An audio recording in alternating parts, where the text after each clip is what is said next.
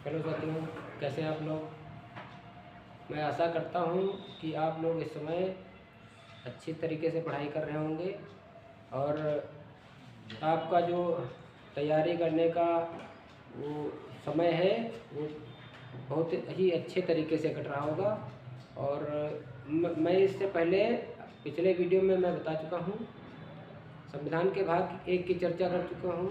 उसमें भाग 1 से 4 तक, अनुच्छेद 1 से 4 तक भाग, उसमें नागरिकता है। भाग 2 नहीं, पहला है 1 से 4 संघ उसका राज्य क्षेत्र। दूसरा भाग है 5 से 11, उसमें नागरिकता। भाग 3 अनुच्छेद 12 से 35 तक मूल अधिकार। और भाग 4 राज्य के नीति निर्देशक तत्वों की बात कर चुके हैं, जो अनुच्छेद 36 से 51 तक दिया है। और इसके बाद हम भाग 5 की समय बात कर रहे हैं। संविधान का भाग 5 52 से अनुच्छेद 52 से 151 तक। उसमें हम पहले कुछ टॉपिक एक लेंगे और इसके बाद ऑप्शनल क्वेश्चन उसी से पूछेंगे। तो हम इस समय बात कर रहे हैं अनुच्छेद 78 तक हो गया था। अनुच्छेद 79 की बात करेंगे। अनुच्छेद 79, इसमें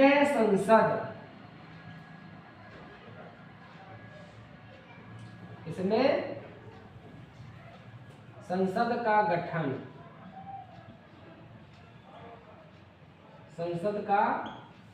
की बात की गई है। तो इसमें पहले संसद के अंग की हम चर्चा करते हैं। संसद के अंग, संसद के 3 अंग हैं। संसद के 3 अंग हैं। पहला है लोकसभा,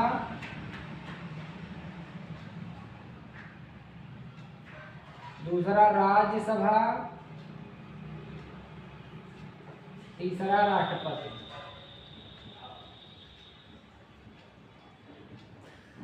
अर्थात संसद के 3 अंग हैं। Number 1 Lok Sabha, number 2 Rajya Sabha, number 3 राष्ट्रपति। अगर इन तीनों को मिला दे तो कहलाता है पूरा संसद बन जाता है। संसद के यही 3 अंग हैं। और इसके बाद करेंगे संसद के सदनों की बात। संसद के 2 सदन हैं। संसद के सदन की बात करेंगे तो 2 हैं सदन।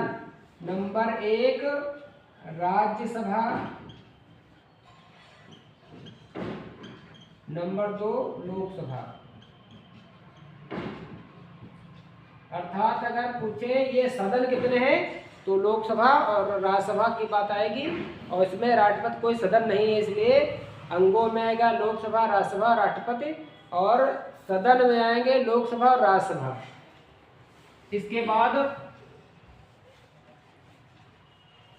80 में, अनुच्छेद 79 के बाद आता है अनुच्छेद 80। अनुच्छेद 80 में है राज्यसभा। अनुच्छेद 80 में है राज्यसभा। राज्यसभा के बारे में कुछ मुख्य तथ्य देख लेते हैं। उसमें नंबर 1, यह एक स्थायी सदन है। राज्यसभा एक स्थायी सदन है।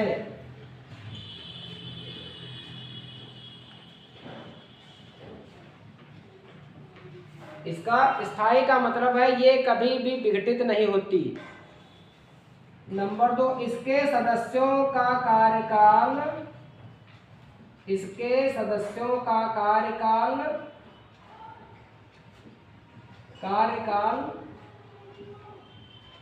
6 वर्ष होता है। सदस्यों का कार्यकाल 6 वर्ष होता है। ध्यान रखिएगा, राज्यसभा का कार्यकाल नहीं, राज्यसभा के सदस्यों का कार्यकाल 6 वर्ष होता है। और इसमें राज्यसभा का कोई कार्यकाल निश्चित नहीं होता, क्योंकि ये अभी बताया है ये यह एक स्थायी सदन है। तो इसलिए जब पूछा जाएगा कि राज्यसभा का कार्यकाल, तो अनिश्चित, अर्थात ये स्थायी सदन है, ये समाप्त होने का विषय नहीं है। तीसरा, इसके 1/3 सदस्य 1/3 सदस्य 2 वर्ष पश्चात अवकाश ग्रहण करते हैं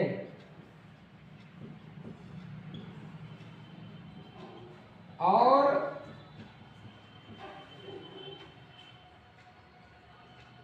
एक तिहाई सदस्य ही चुन लिए जाते हैं।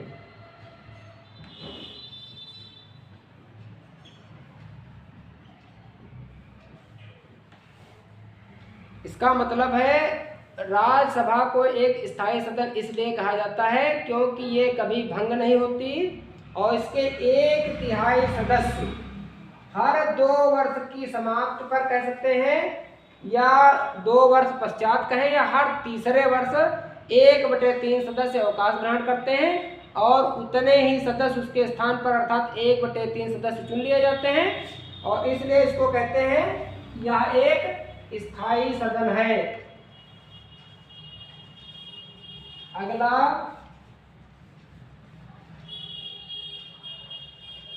अगला है अनुच्छेद 81।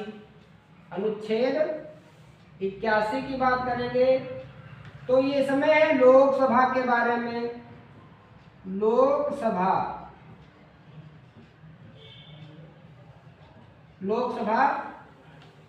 यह एक अस्थायी सदन है।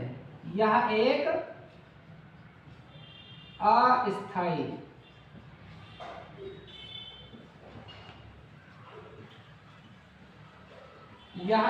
अस्थायी सदन है।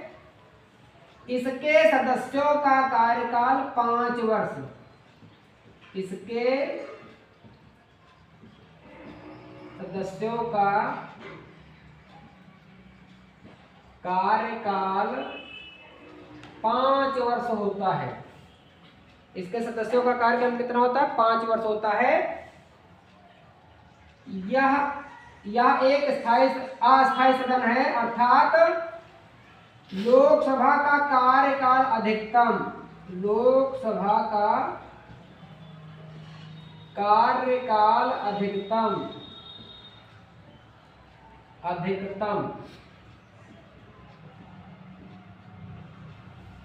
5 वर्ष होता है।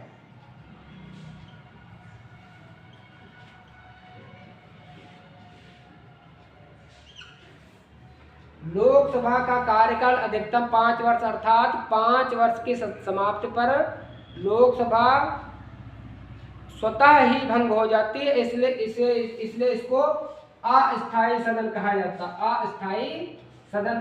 जाता है और इसको कहते हैं लोकसभा को निम्न सदन कहा जाता है। और लोकसभा को ही लोकप्रिय सदन कहा जाता है। लोकप्रिय सदन कहा जाता है। लोकसभा को ही जनता का सदन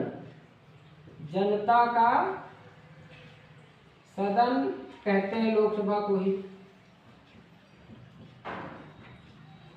क्यों कहते हैं? निम्न सदन इसमें योग्यता दूसरी होती है। उच्च सदन अर्थात राज्यसभा की योग्यता इसमें है।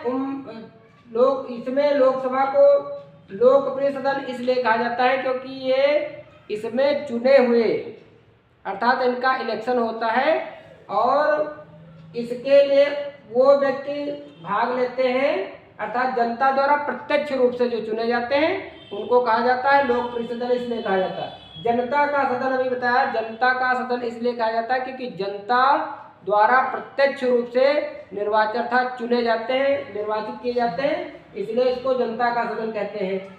और इसके सदस्यों की अधिकतम संख्या अर्थात लोकसभा के सदस्यों की अधिकतम संख्या 552 हो सकती है। अभी तक लोकसभा की अधिकतम संख्या सदस्यों की संख्या कितनी है? लोकसभा की सदस्यों की अधिकतम संख्या 552 है, 552। वर्तमान में कितनी है? 552। और राज्यसभा की भी चर्चा की थी थोड़ी देर पहले अनुच्छेद 80 में। अनुच्छेद 80 में राज्यसभा के सदस्यों की अधिकतम संख्या 250 है। वर्तमान में राज्यसभा के सदस्यों की संख्या 250 है और लोकसभा के अधिकतम सदस्यों की अधिकतम संख्या 552 है। इसके बाद तीसरा है, इसके बाद 82, अनुच्छेद 81 हो गया। इसके बाद 82 की बात करेंगे, अनुच्छेद 82। अनुच्छेद 82 की बात करेंगे तो इसमें कहा गया है कि राष्ट्रपति प्रत्येक जनगणना के पश्चात, प्रत्येक जनगणना के पश्चात एक परिसीमन आयोग का गठन करेगा। परिसीमन आयोग का गठन करेगा। अनुच्छेद 82 में कहा गया कि जब जनगणना होती है, आपको पता है कि पहली जनगणना 1872 में लॉर्ड मेयो के शासनकाल में हुई थी, उसको अस्थायी जनगणना कहा जाता है। इसके बाद 1881 में दूसरी जनगणना हुई रिपन के शासनकाल में, उसको कहा जाता है स्थायी जनगणना, भारत की पहली स्थायी जनगणना। और इसके बाद 1951 में एक जनगणना हुई थी, उसको कहा जाता है स्वतंत्र भारत की प्रथम जनगणना। और अभी पिछली सबसे लास्ट वाली हुई थी 2011 में। पिछली अभी 2011 के ही आंकड़ा चलता है, 2011 में हुई थी और 2021 होनी थी। 2021 में अगली जनगणना होनी थी लेकिन किसी कारणवश नहीं हो पाई है। तो अभी जो आंकड़ा है 2011 का ही अगर पेपर में पढ़ना है तो आपको 2011 का ही जनगणना पढ़नी पड़ेगी। और इसमें कहा गया है कि प्रत्येक जनगणना के पश्चात राष्ट्रपति का अधिकार है कि वो परिसीमन आयोग का गठन करेगा और उसी के हिसाब से सीटें निर्धारित होंगी कि राज्यसभा में कितनी होनी है और लोकसभा में सीटें निर्धारित होती हैं। और राज्यसभा में बताया गया है कि प्रत्येक 60 लाख जनसंख्या, अगर किसी में राज्यसभा के सदस्य बढ़ने हैं तो उसकी कम से कम 60 लाख जनसंख्या होनी चाहिए। इसमें कहा गया अनुच्छेद 82 में कहा गया है। फिर अनुच्छेद 83 की बात करेंगे। अनुच्छेद 83 में कहा गया है कि दोनों सदनों का, अर्थात दोनों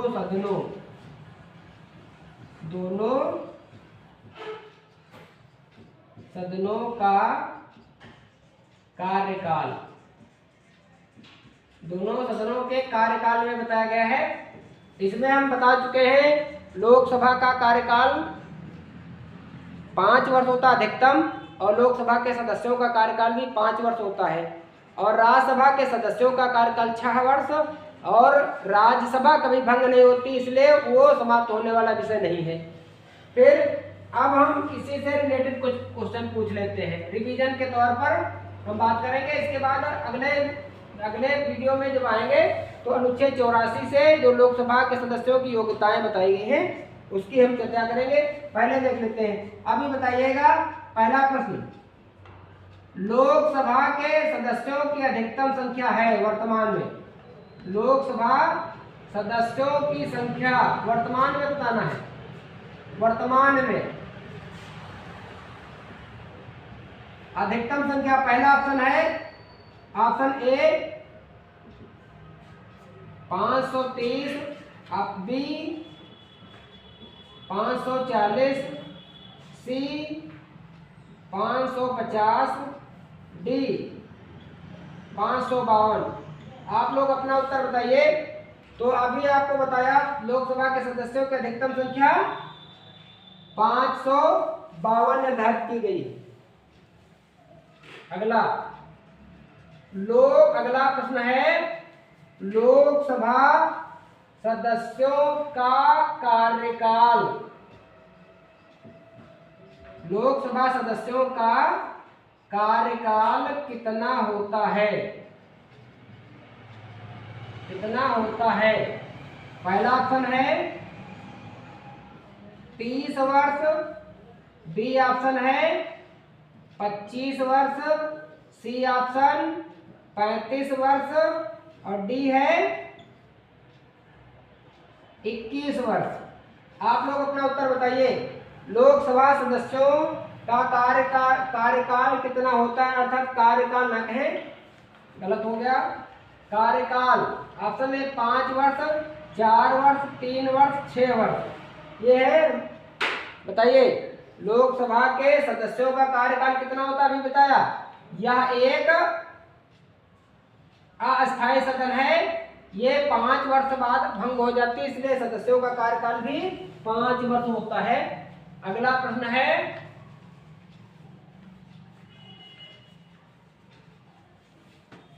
लोकसभा सदस्य बनने के लिए न्यूनतम उम्र। लोकसभा का सदस्य बनने के लिए न्यूनतम उम्र क्या है? न्यूनतम आयु क्या है?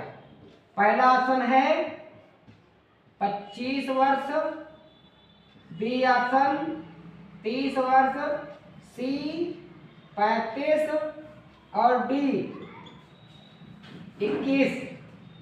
आप लोग बताइए। लोकसभा के लिए न्यूनतम उम्र 25 वर्ष।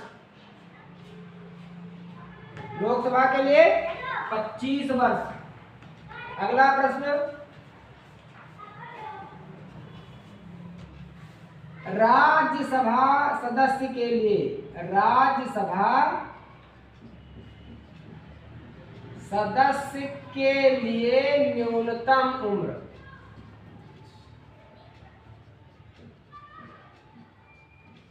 न्यूनतम आयु ऑप्शन पहला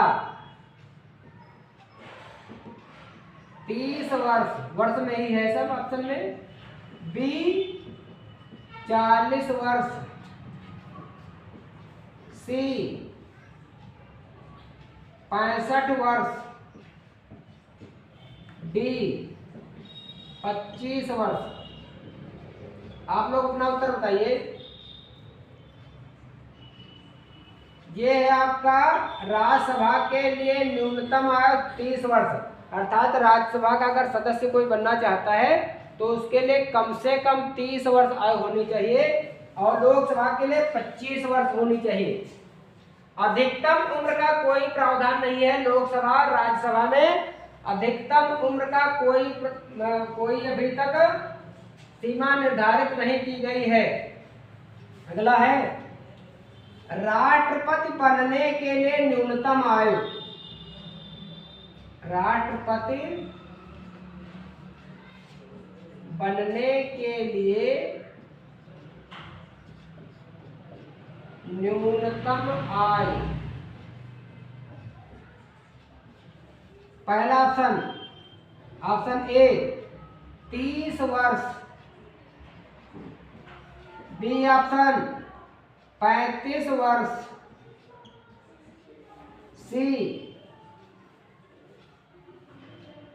40 वर्ष, डी 35 वर्ष। आप लोग अपना उत्तर बताइए। राष्ट्रपति बनने के लिए न्यूनतम आयु, अर्थात इससे कम होगा तो कोई राष्ट्रपति नहीं बन पाएगा। तो ये है उम्र आपका उत्तर होगा डी, अर्थात 35 वर्ष। राष्ट्रपति और उपराष्ट्रपति दोनों के लिए न्यूनतम उम्र है 35 वर्ष। न्यूनतम उम्र है 35 वर्ष। अगला प्रश्न है फिर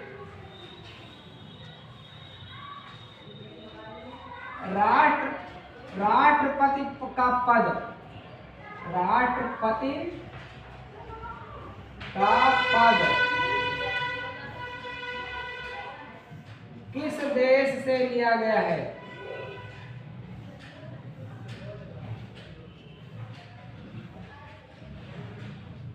पहला ऑप्शन ब्रिटेन,